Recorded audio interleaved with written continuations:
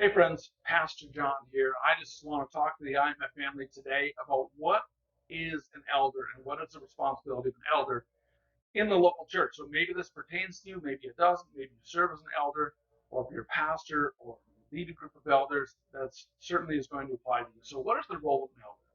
The role of an elder is to spiritually oversee the health of a church, the health and ministry of a local church. But did you know that the role of an elder changes with the size of a church? No, the function is still for the spiritual health and oversight of the church, but how they function differs based on the size of your church. For example, when a church is small, all the elders are essentially co-workers. So they're co-laborers with the lead pastors. They work together.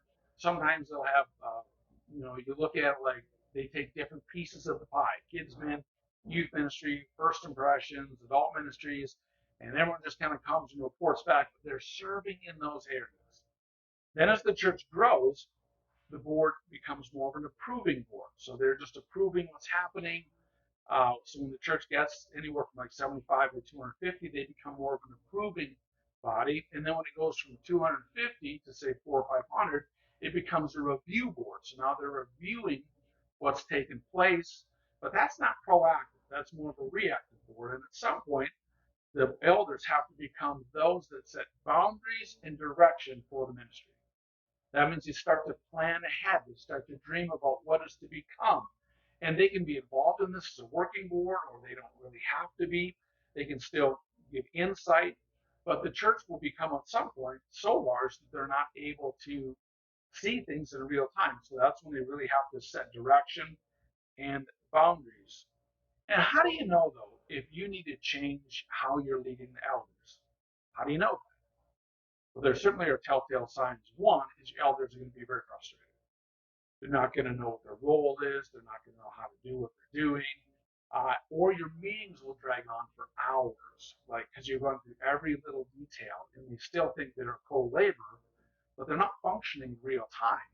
So they continue just to do things how they've always done it. So you have to help them to understand how their role changes, how it goes from co-laborer to approving to reviewing to setting boundaries.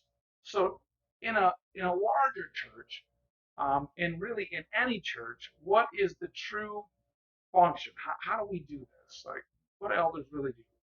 Well, as the church grows, they always have these core things, and it's this. There's three of them. First is the board of elders always needs to provide wise counsel. That's what they do. They're responsible for providing wise counsel. Doesn't matter the size of the church, they provide wise counsel. The second really function that they have is they provide brakes. If something's going off the rails, they set the brakes based on the boundaries and the direction of the church. The elders have the authority and the responsibility to come in and to provide brakes, whether it's a ministry break or a change in direction. Um, they have the right to do that. And the third main function of elders is providing spiritual health and oversight of the church is to really be, as Larry Osborne says it, Pastor Larry Osborne, they're a crisis team in waiting.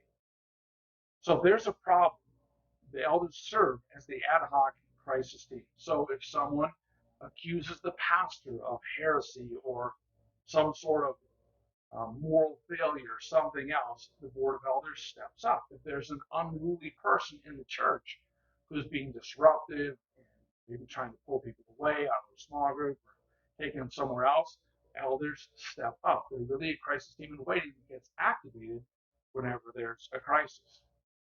So you know that, back to what I started talking about, is the elders change as the church changes.